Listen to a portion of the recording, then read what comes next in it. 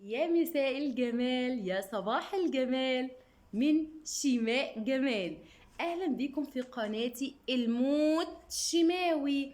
ايا كان بتسمعوني الصبح بالليل، عايزه اقول لكم على حاجه حلوه جدا، ان في قناتنا الجميله دي هنكون موديين جدا. مود بيضحك، مود زعلان، مود بيزغرط، مود مبسوط، مود حزين. فمع يا جماعة اختياري للاسم على فكرة هو ده فعلا فطرتنا كستات وفطرتنا كبنات، ان احنا مودنا بيتغير كل شوية بحكم الهرمونات اللي دايما بتتغير، ودي بحكم الفطرة، فطرة إلهية. هنعمل فيها ايه؟ طيب، تعالوا بقى ندخل في موضوعنا. وطبعا انا بقول اهلا بيك يا ست البنات يا منوره قناتي. هكلمكم بالاسلوب الانثوي، لاني هيكون معظم اللي بيتفرج عليا يا اما بنات يا ستات، واذا كان في رجاله فده شيء يسعدني جدا ان حضرتك يكون عندك وعي ازاي تتعامل مع شريكة حياتك، او ازاي تتعامل مع حبيبتك او اللي هتكون شريكة حياتك. فده شيء هيبسطني جدا جدا جدا. يلا نبتدي موضوعنا. موضوع مهم جدا قبل ما ادخل في العلاقات وقبل ما اتكلم في الراجل وفي الست وفي الاطفال. في موضوع شغلني قوي، كان شغلني انا شخصيا. ليه البنت، او ايه العلاقة اللي بتخلي البنت تعيش يا اما علاقة سوية يا اما علاقة غير سوية وسامة؟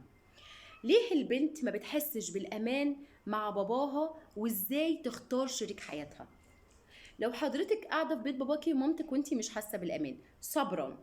الكلام ده يا جماعة أنا بقوله لكم على فكرة بحكم الواقع اللي أنا عشته، وبحكم التجارب اللي أنا عشتها، وبحكم الحياة اللي أنا شفتها، وبحكم الواقع اللي معظمنا يعني بحكم كل بنات حواء اللي عاشوه في الدنيا. طيب، في بنات كتير بتسأل، وأنا كنت واحدة من البنات دي: هو أنا لو محسيتش بالأمان مع بابايا، يا ترى هختار علاقة إيه؟ وده هيأثر على شريك حياتي؟ طيب، هل ده هيأثر على اختياراتي؟ عارفين أغنية أحمد سعد اختياراتي مدمرة حياتي، ولا اختياراتي منجحة حياتي؟ تفرق. تمام؟ ولا طب وهل انا هكرر نفس التجربه اللي انا شفتها مع بابا؟ هكرر نفس الاحتياج النقص اللي انا شفته مع بابا؟ طيب، النهارده هنتكلم في الموضوع ده يا جماعه بكل صراحه. عايزه اقول لكم ان انا طبعا في كلام كاتباه، وفي كلام هقوله من قلبي، وفي كلام هقوله انا عشته. والكلام اللي انا هقوله لكم ده هو بحكم الكلام الدكاتره وبكلام علماء النفس. تمام؟ الخلاصه بقى من الاخر يعني انا بتعب كده وبشتغل كده عشان خاطر عيون حضرتك تحطي كده رجل على رجل وتعرفي تختاري صح. تمام. الفكرة الأساسية إن العلاقة بين البنت وأبوها هي علاقة أساسية جدا في حياة كل بنت، وده بيختلف من أول يوم يا جماعة. مش من بقى إن هي تبقى عندها 15 سنة سن المراهقة، ولا إنها لا، ده من أول يوم البنت بتتولد فيه لازم تحس بوجود باباها جنبها. بتأثر بشكل كبير على اختياراتها العاطفية. ولو العلاقة دي كانت فيها نقص في الأمان ودعم عاطفي، ممكن البنت تدور على الأمان للأسف ده في شريك حياتها. وأوقات كتيرة بتختار غلط، أو معظم الوقت فعلا هي بتختار غلط. طيب، أول حاجة نقاط الحلقة اللي احنا هنتكلم فيها: تأثير علاقة الأب على البنت. لو الأب كان غايب أو ميت فده بيأثر جدا على البنت نفسيا. وعارفين اكتر حاجة ممكن توجع البنت ايه؟ لو الاب كان عايش وقاسي ومش في حياة بنته. دي بتوجع قوي قوي قوي يعني. فخلينا متفقين ان البنت ممكن تختار اي واحد حتى لو مش مناسب. القصة بقى قصة ان انا البس فستان، وان انا احس ان انا ظاهرة قدام الناس، وان انا احس كده، بس مش مهم هو مين. اوقات كتير بنسمع قصص من صحابي تعز عليا جدا، اني نفضل نقول لها: حبيبتي ده مش مناسب ليكي، ده ما ينفعش ليكي، ده ما ينفعكيش. بس وهي عندها غمامة ليه؟ بمجرد بس انها حست بلمسة، بكلمة، بحاجة غطت النقص اللي جواها، بحاجة غطت عدم الامان اللي جواها. طيب، تعالوا بقى نتكلم عن نفسنا شوية. ازاي البنت تختار صح؟ اولا، لازم يا ست البنات تعرفي نفسك كويس قوي، ولازم تعرفي احتياجاتك ايه، وواجباتك ايه، وحقوقك ايه. ايه ده، هو في فرق بين التلاتة دول؟ احتياجياتك اللي هو الاحتياج النفسي والعاطفي والمادي والاجتماعي، كل ده لازم تعرفيه. وحقوقك، ايه حقك في العلاقة اللي انت داخلاها؟ ايه حق الاستاذ اللي جاي ياخدك ده، حقه عليكي ايه. الحاجه التانية واجباتك، ايه واجباتك اتجاه العلاقه دي، فدي لازم تعرفيها كويس قوي. لو حضرتك مش عارفه تعرفيها بتروحي لاي مستشار او ارشاد اسري وهو بيقولك تعملي ايه. الحاجه التانية، اوعي تستعجلي في الاختيار، بالله عليكم يا جماعه، ودي خدوها من اختكم والله بحكم الخبره والتجربه، اوعوا تستعجلوا في الاختيار. تالت حاجه، هتكلم في النقطه ما تستعجلوش في الاختيار دي. بنسمع الناس دايما تقول ايه، امتى هتتستري، عايزين نسترك بقى يا بنتي ونفرح بيكي. الكلمه دي كانت بتضايقني قوي. ايه تتستر دي ليه؟ هو انا قاعده في بيت ابويا مفضوحه؟ هو انا قاعده في بيت ابويا في ايه؟ طب ما انا مستوره في بيت ابويا برضه، ولما هتجوز هكون مستوره برضه. فايه اللي دخل الستره في الجواز؟ طب ما انا كده ولا كده اصلا مستوره، باكل وبشرب وبلبس ومستوره. انتوا فاهمين؟ يعني الناس اللي قدام دول حرفيا، يعني على قد ما كان في حاجات كتيره فيهم صح، على قد ما كان في حاجات على فكره اجدادنا بيعملوها كنا بنقتنع بيها، على قد ما في عادات وتقاليد للاسف الشديد قوي هي غلط جدا، واحنا ورثناها واهالينا ورثوها لنا. طيب، ازاي ندور على شريك حياة؟ دي اهم حاجة، يقدرنا ويحترمنا. على فكرة يا حبيبتي، انت لما بتيجي تحترمي نفسك وتقدري نفسك، الهالة بتاعتك، الطاقة اللي حواليكي بتتجذب للناس اللي عايزة فعلا تقدرك وتحترمك. بمعنى، انت شايفه صورتك ايه، انت شايفه نفسك ايه، الصوره اللي انت شايفاها لنفسك هي العكس بالظبط كده للشخص اللي قدامك. لو الشخص شايف ان انت واثقه من نفسك من جواكي، ربنا هيجذب ليكي الشخص اللي فعلا يثق فيكي وتثق فيه ويبقى فيه ثقه ما بينكم. لو انت شايفه ان انت مش واثقه من نفسك، فهتلاقي الانسان اللي جاي فعلا هو مش واثق من نفسه وهو مش واثق فيكي، ومفيش ثقه اصلا. تمام؟ فطبيعي جدا يا جماعه، ان الله لا يغير ما بقوم حتى يغيروا ما بانفسهم. لازم احنا من جوانا نتغير يا بنات، عشان خاطر نقدر نجذب لينا الاشخاص الصح اللي تقدر فعلا تقدرنا وتحترمنا. تمام. اول حاجه بقى هقول لكم على شويه نصايح لازم نعملها، طبعا واولهم انا. اول حاجه لازم تشتغلي على نفسك كويس قوي. اوعي يا جماعه تضيعوا وقت، بالله عليكم يا كل بنت عايشه في بيت باباها، اوعي تضيعي وقت بحكم ان انت قاعده على الفيسبوك، على الواتساب، اهو واحد بيكلمك وبيقول لك كلام حلو اهو كتير قوي. لا، قدري نفسك واشتغلي على نفسك وطوري من ذاتك وشوفي شغفك فين واشتغلي عليه. الحاجه التانية، خدي وقتك ان انت تتعرفي على الشخص اللي معاك، مش اللي هو جه يلا اعجبتي. انا كنت واحده من الناس يا جماعه معجب بالجزمه، العريس بالنسبه لي بشوف الجزمه بتاعته ايه، عجبتني يلا نتوكل على الله، ما عجبتنيش خلاص ما تلزمنيش. فاول حاجه ان احنا ناخد وقتنا كويس قوي، تمام، في ان احنا نتعرف عليه. استشيري ناس انت بتثقي فيها، استشيري ناس انت في يوم من الايام ممكن لا قدر الله تحصل ما بينك وما بين الشخص ده مشكله، يبقى فيه الحكم ده او الشخص ده هيقدر فعلا يقف معاكي ويقف جنبك ويعرفك ايه الصح وايه الغلط. تمام.